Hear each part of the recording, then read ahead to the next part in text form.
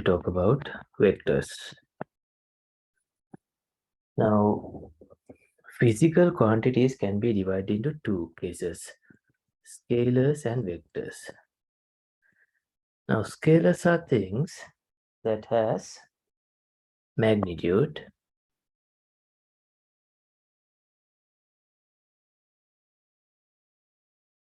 but no direction. No direction. Now, vectors has both magnitude and direction. So it has a size, so magnitude and direction. Now, some examples are for scalars actually like mass, length, time,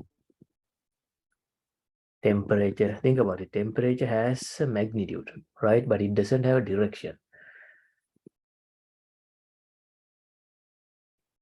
Volume, density, things like that are scalars. Now, vectors are, for example, force. See, you can put a force in this direction, 10 Newton. So you can put the same force in a different direction, right? So it has a direction, force, velocity, acceleration,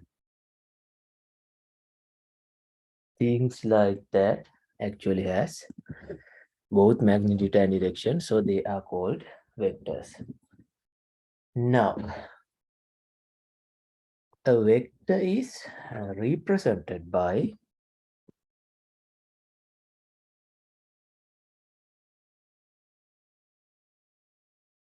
a line segment. So for example, let's say actually a directed line segment. That means something like this. Now this point A, let's say start in point A, end in point B, and vector V, normally we put something like this underneath it. Oh, this is a place to explain notation.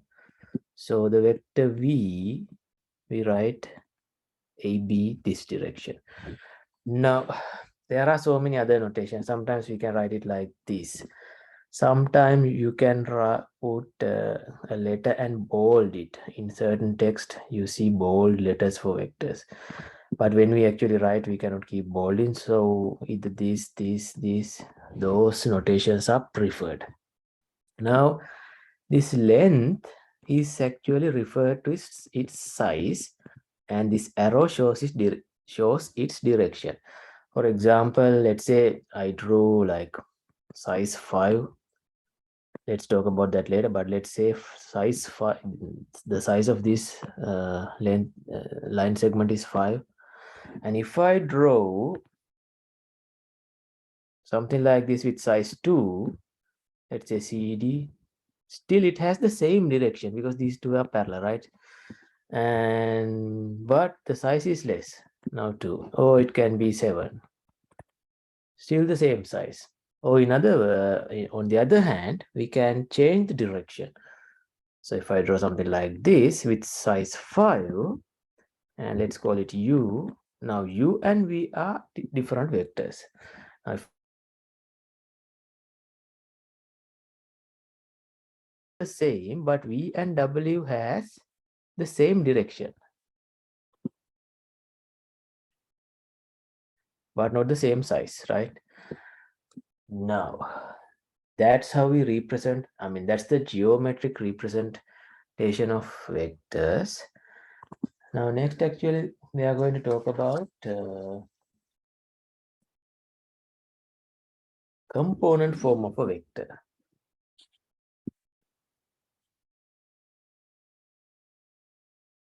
Now, what do we mean by this? Now, for 2D case, let me explain it using 2D case. So, we have X and Y axis. Let's say we have this point A comma B. So, that means this length is A and this length is B. In that case, this vector right here, starting from origin and ending at this point, that vector is represented by a comma b like this. So I can call it a name like u. So u equals a comma b like that. So for 3D case, actually, you have one more coordinate. So if it is x naught, y naught, z naught, then that vector, let's say w, that vector is just x naught, y naught, z naught, like that. Now this form actually help us to add vectors. So let's say add and subtract. So let's do that. So let's say u equals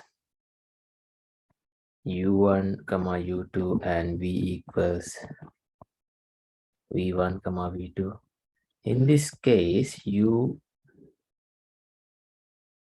plus v, this is simply what you need to do, just add the corresponding term. So it's going to be u1 plus v1, u2 plus v2. So for example, another example, that let's say if u is 1, 2 and v is 3, 4, then u plus v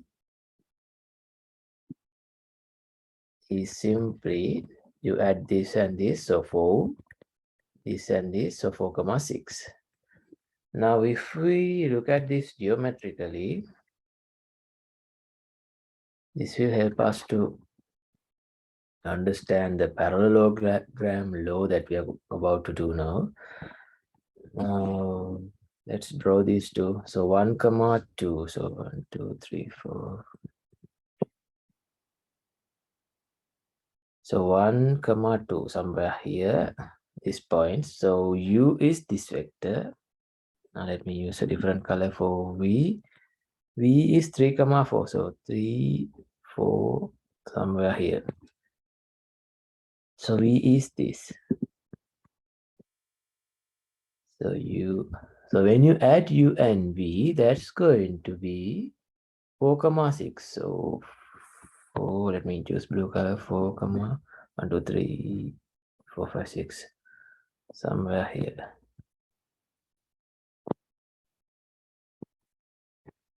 Now, let me choose a different example and explain this further. So let's take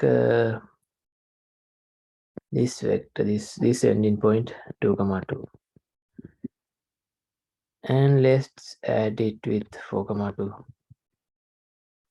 So the first vector is this u, and the second vector is this in white color v, and the resulting one, so u plus v, look at this, it's going to be 6, 4, right? 6, 4.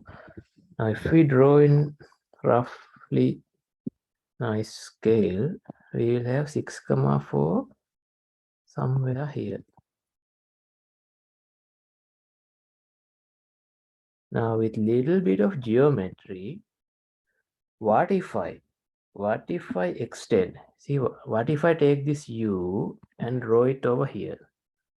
See, u is going 2 units to the right and 2 units to the up. See, 2 units from here is this, 2 units from here is this. So u will nicely actually end up here. And what if I draw my v over here? See, it will actually complete a parallelogram. So this is known as parallelogram law.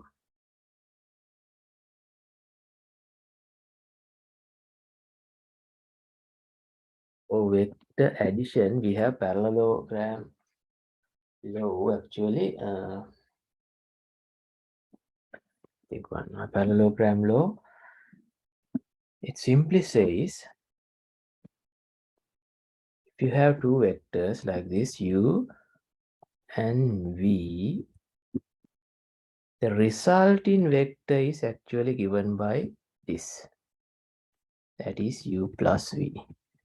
Why? Because when you complete the parallelogram, that is the main diagonal. So please remember that. That's coming from actually our component addition. That's that's one way of explaining it. Now Using that,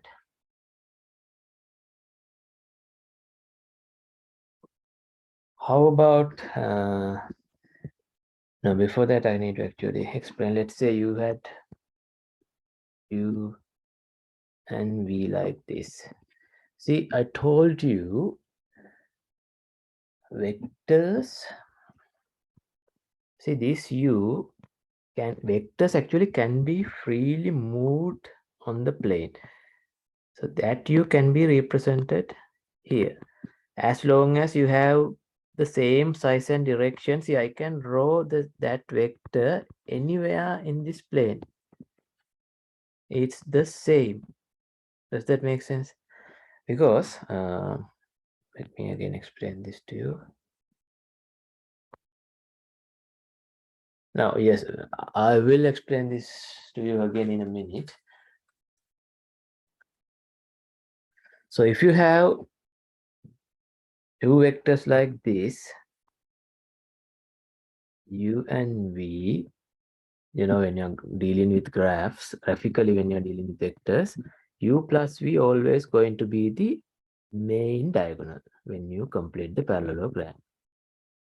Or another way to think about this is same as, see, U can be freely moved. So this is equivalent to, if I move U over here. So in that case, you can think, you know, there's a nice way of thinking. See, you are going from here to here and then here to here. So actually what you are doing is this, right? So vectors is like, you know, you see in another example, I'll explain it to you. Now imagine an airplane is going this direction. And imagine a wind is blowing in this direction. So we'll talk about these examples in future.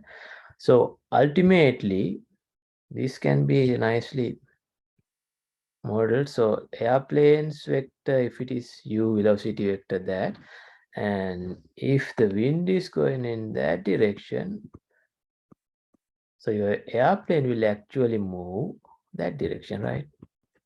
So that will be helpful. Okay, now we'll talk about U minus V. So how do we deal with U minus V? Now in this case, well, U minus V is actually U plus minus V, right? Now, if V is in this direction, negative V is actually this direction. Same size, but completely opposite direction, 180-degree turn, right? So if V is this, negative V is this, or this, as long as it has that direction, I can, and that size, I can represent it by any line segment of that length and direction. Now we can use this. So let's say you have U like this and V like this. So minus V is going to be like this, right? So that's minus V. Now, see, U minus V is U plus negative V. So now what you need to focus on this part of the diagram for the time being, this part. Using our earlier result, that's going to be actually, if you complete the parallelogram, this parallelogram, that's going to be this vector. That's U minus V. Now, what happened is, now let me draw it over here. What happened was I started with U and V like that, and I got my resultant vector over here. Well,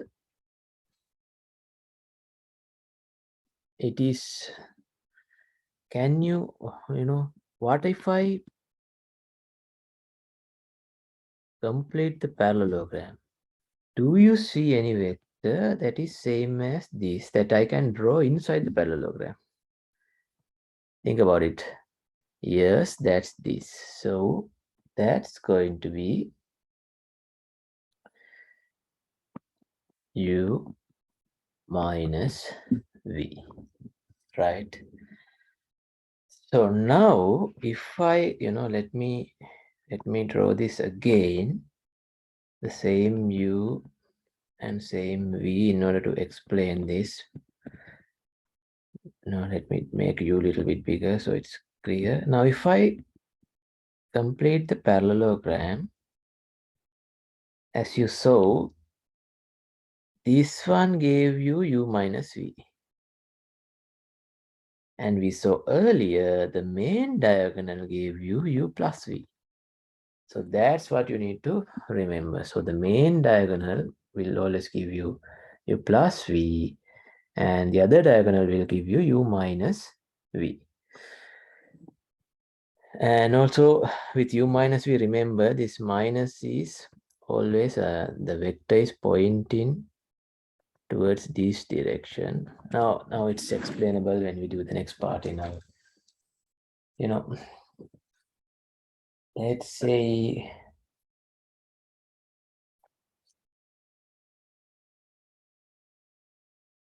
about this example.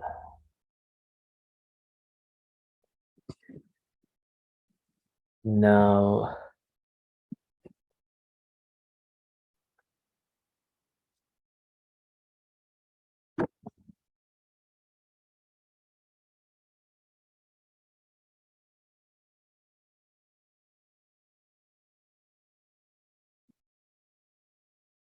what if you have a vector like this? Now earlier we were talking about, let me go back and show you. See here in these cases, our vectors started at the origin. Now I told you vectors can be freely moved, right? So this vector, as long as I have the same direction, I can draw it anywhere. Same direction and same size, I can draw it anywhere. Now what if you have, what if you have a vector, so vector representation, what if you have a vector starting and ending different place? So let's say x1 comma y1, and let's say x2 comma y2. Now how in the world I represent this? So what is pq vector?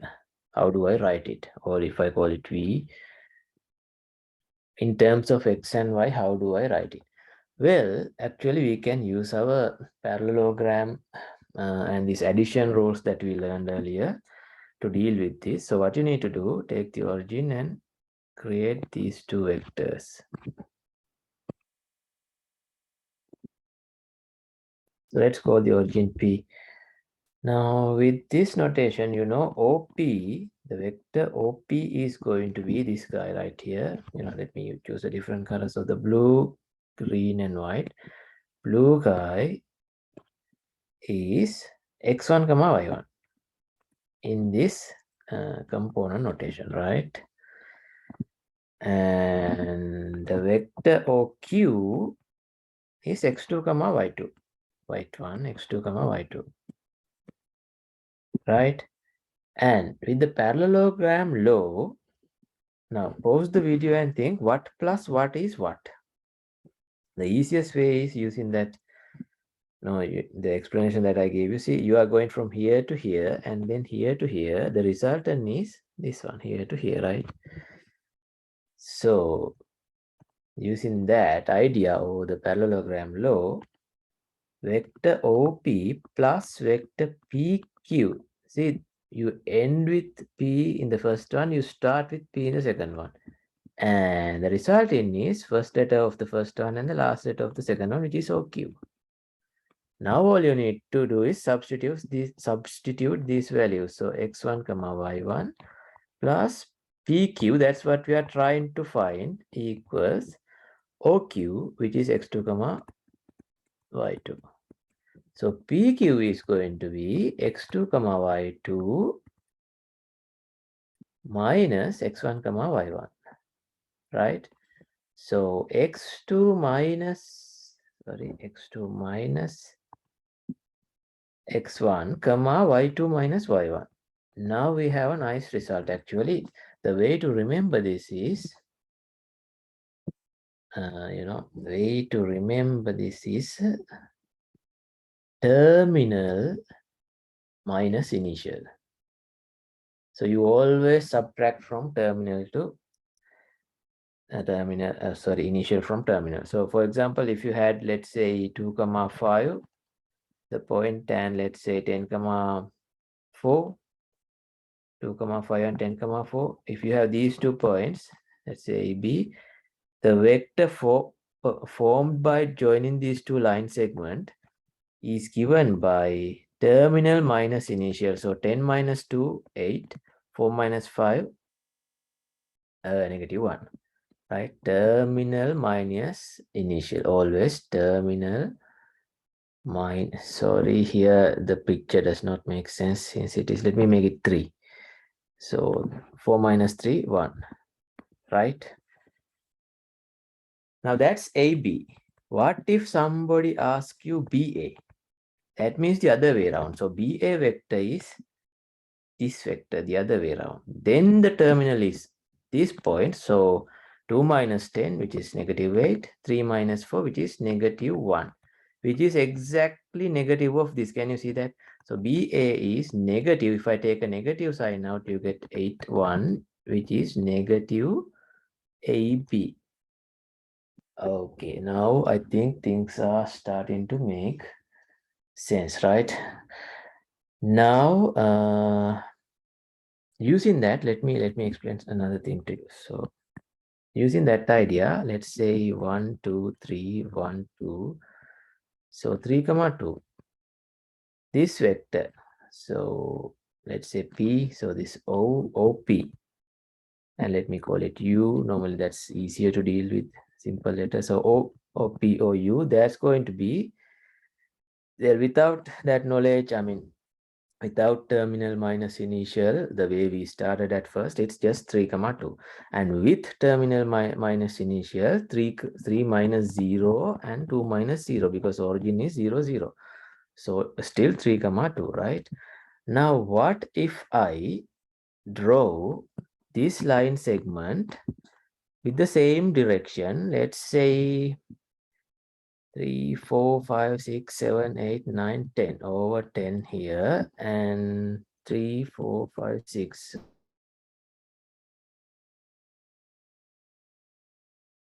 Comma 6, right? Let me check. 1, 2, 3, 4, 5. So 1, 2, 3, 4, 5, 6. 1, 2, 3, 4, 5, 6, 7, 8, 9, 10. So 10, 6. If I start there, in order to create this vector at that point, I need to go 3 to the right and 2 up, right? So 3 to the right. So that's 13. 2 up, that's 8. So that point is 13, 8. Now, if I use terminal minus initial, this vector in white color is, let me call it V. That's going to be 13 minus 10, which is 3. 8 minus 6, which is 2, is same as this guy. So U is same as V. That's why I told you vector can be freely moved in the plane, even in the space in the case of 3D, right? So those are vector notations. And I think that's enough for today's video. In next video, we are going to start with magnitude of a vector. We are going to get a formula, and then we'll define unit vectors, and then we will do some magical stuff with vectors. Okay, guys, thank you.